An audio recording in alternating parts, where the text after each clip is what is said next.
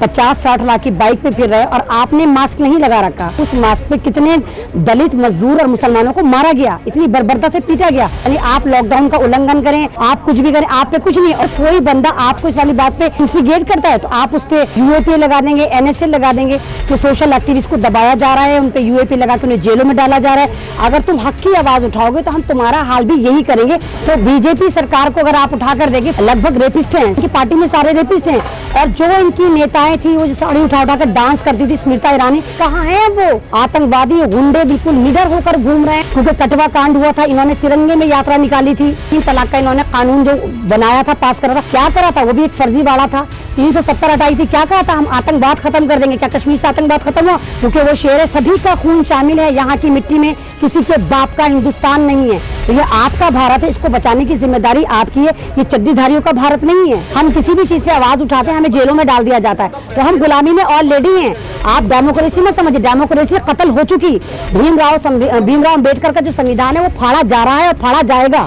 China के बारे में हमारे प्रधानमंत्री कुछ बोलते ही नहीं है, चाय का नाम चीन ही नहीं निकलता, कहते ही नहीं कुछ। इस वक्त संविधान का कत्ल हो रहा है, संविधान मर रहा है, संविधान खतरे में, जिसको आप सबको मिलकर बचाना होगा।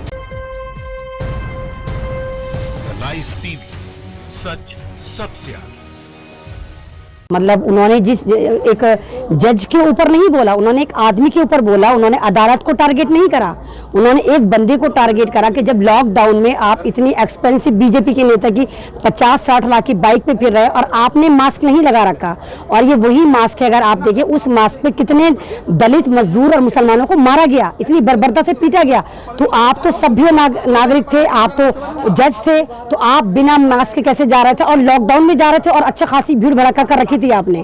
तो कानून हर एक के लिए एक सा होता है, कानून का पालन सबको करना होता है। ये नहीं कानून जो है सिर्फ गरीबों के लिए। फिर तो आप ये दिखा रहे हैं, जो भारतीय सरकार है ये दिखा रही है कि जो मकड़ जाला है उसमें से छोटे मोटे क्यों फंसेंगे, बड़ी मछलियां नहीं फंसेंगी। यानी आप लॉकडाउन का उल्लंघन करें, आप कुछ भी करें, आप पे कुछ नहीं। और अगर कोई बंदा आपको इस वाली बात पे इंस्टिगेट करता है तो आप उस पे यूएपीए लगा देंगे, एनएसए लगा देंगे। तो ये गलत है। प्रशांत भूषण पे जो कार्रवाई करी गई बिल्कुल गलत करी गई है। और मैं सैल्यूट करती हूँ उनको कि उन्होंने कहा कि उन्हें कोई माफी नहीं मांगनी, क्योंकि उन्होंने गलत नहीं करा था। ट्विटर पे हर एक का अधिकार है, हमें अधिकार है कि हम अपनी आवाज को कहीं से भी उठाएं और अपने व्यूज को कहीं भी प्रकट करें।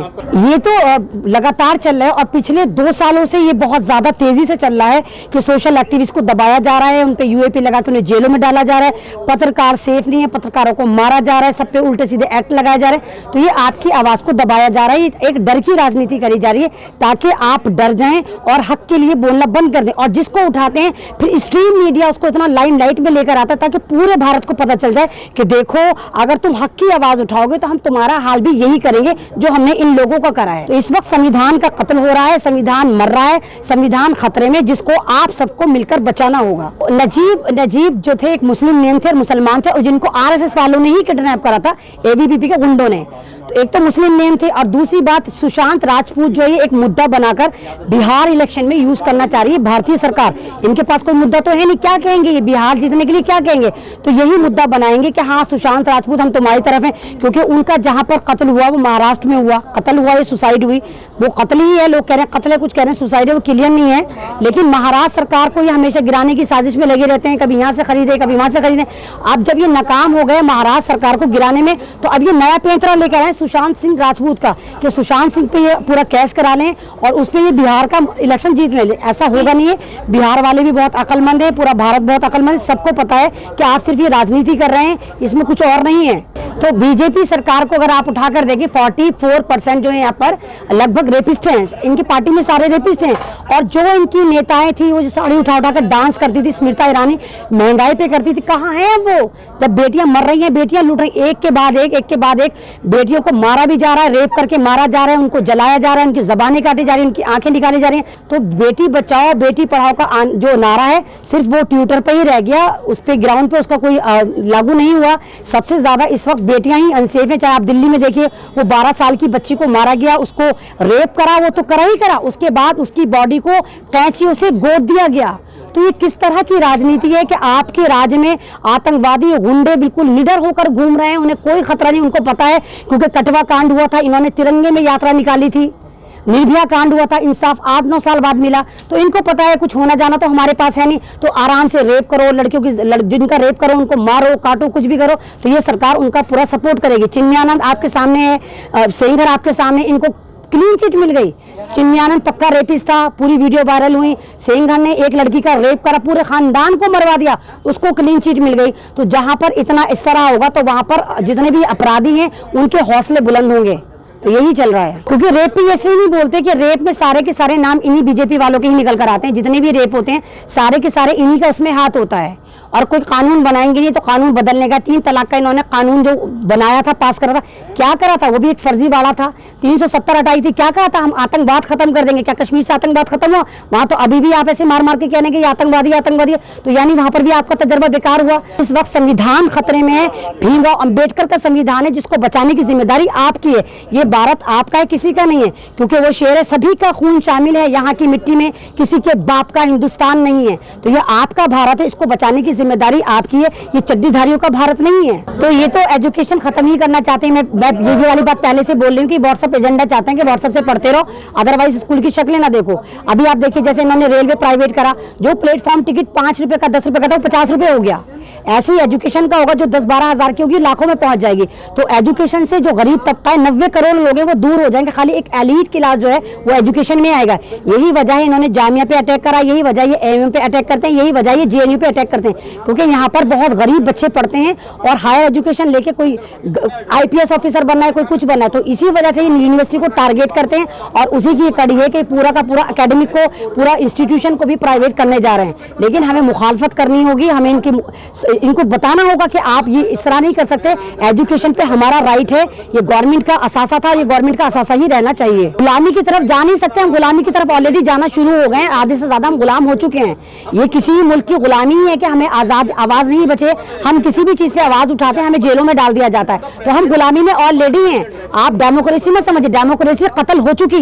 भीमराव अंबेडकर का जो संविधान है वो फाड़ा जा रहा है और फाड़ा जाएगा। भाई अगर आप देखें, जब से ये बीजेपी सरकार नहीं आई थी, चाइना हमारा दोस्त था, बांग्लादेश हमारा दोस्त था, रशिया हमारा दोस्त था, नेपाल हमारा दोस्त था, भूटान हमारा दोस्त था, लंका हमारा दोस्त था। जब से ये बीजेपी की सरकार आई है सब हमारे दुश्मन हो गए। आप देखिए नेपाल हमारा बहुत अच्छा दोस्त रहा है, रशिया हमारा बहुत अच्छा दोस्त रहा है, लेकिन जब से ये हमारे चाय वाले चौकीदार आए, ये अमेरिका की गोद में जाकर बैठ गए, इन्होंने हमारे सब दुश्मन बना दिए। नेपाल जो है वो चाइना की गोद में जाकर बैठ गया है और नेपाल चाइना जो है हमारा दुश्मन बना चुके हैं मोदी जी। तो नेपाल जो है पूरा का पूरा चाइना ने अडॉप्ट कर रखा है, वो उसकी सरपरस्ती में आकर हमें घेर रहा है और बहुत सारी हमारी जमीनें घेर ली है। मोतिहार को भी कह रहा है हमारा है और अपने नक्शे पास करा दिए। उसने भारत की जमीन को अपना दिखा दिया है। कितने मोतिहार में किसानों पे हमला कर चुके, आए दिन हमला करता है नेपाल और मार देता है। तो ये सारी कमियां हमारी हैं कि हमारे भारत ने उनको अपना दुश्मन बनाया, अपने दोस्तों को भी दुश्मन कर लिया। और नेपाल के और चाइना के बारे में आप देखिए, चाइना के बारे में हमारे प्रधानमंत्री कुछ बोलते ही नहीं है। चाय का नाम चीनी नहीं निकलता, कहते ही नहीं कुछ। तो आपको चाइना को सबक सिखाना होगा, क्योंकि पहले भी जो हुकूमतें थी वो चाइना से लड़ी थी, ऐसा नहीं लड़ी थी। तो हमें जो जितनी भी जंगें होती है वो जज्बों से लड़ी जाती है। अब ये कि नहीं हम चाइना का मुकाबला नहीं कर सकते, क्यों नहीं कर सकते? या तो आप साफ कहिए कि आप चाइना के एजेंट हैं, आपने सारा का सारा 75% चाइनीज कंपनी को घुसाकर सारा बिजनेस उनको दे रखा है। इवन ये जितने अंबानी अदानी है, इनकी कंपनी, जियो की कंपनी चाइना में लगी हुई है। मोदी जी आते हैं, आलतू फालतू ऐप बैन कर देते हैं। मेरा मोबाइल अभी चाइना से ही आया है, तो फिर कौन सी ऐप आपने बैन करी है? आप किसको बेवकूफ बना रहे हैं? आप सिर्फ गरीब जनता को उनको बना रहे हैं जिन्होंने स्कूल की शक्ल नहीं देखी। हाय मोदी जी ने चाइना को मजा चखा दिया, कोई मजा नहीं चखाया। मोदी जी के चाइना के साथ आज भी उतने ही अच्छे ताल्लुकात हैं जितने अच्छे थे, कोई नहीं मजा चखाया। पाकिस्तान ने नक्शा बना दिया, उसने कश्मीर को दिखा दिया। पाकिस्तान ने अपना नक्शा बंद नहीं करा, यानी अभी उसका नक्शा खुला हुआ है कि यानी वो और भी इलाकों को कैप्चर करेगा और भी अपने नक्शे में शामिल करेगा। तो ये किसके राज्य में होगा? ये कांग्रेस के राज्य में हुआ, ये बीजेपी सरकार के राज्य में। जो प्रधानमंत्री हमें कहते थे हम चौकीदार हैं, तो आप कैसे चौकीदार हैं कि पूरा मुल्क बर्बाद हो गया? और आपकी चौकीदारी किस तरह की चौकीदारी? आपकी चौकीदारी मशकूक है। तो मजबूत सिर्फ स्ट्रीम मीडिया ने करा, आप बताइए मजबूत हुआ? आप किसी पब्लिक ओपिनियन लीजिए, चड्डीधारियों के अलावा, आप आरएसएस वालों के अलावा किसी से पूछे क्या भारत मजबूत हुआ? सब बर्बाद हो चुके हैं, कितनी जॉब जा चुके हैं। इस वक्त 90% भारत बर्बादी की तरफ है, सबकी जॉब चली गई, बिजनेस चले गए, बच्चे घर स्कूल नहीं जा रहे। तो कहां से मजबूत हुआ है भारत? कहां से मजबूत हुआ है? रिश्तों में मजबूत हुआ होगा। लोग घरों में बैठे हैं तो आपस में उन्होंने समझा कि हाँ भाई भाई है। सिर्फ भारत रिश्तों में मजबूत है लॉकडाउन में, अदरवाइज वैसे खत्म हो गया। जीडीपी खत्म हो गई, रोजगार खत्म हो गया, सारी कंपनियां प्राइवेट करके सब भेज दिया मोदी जी ने भारत को। लाइव टीवी, सच सबसे आगे।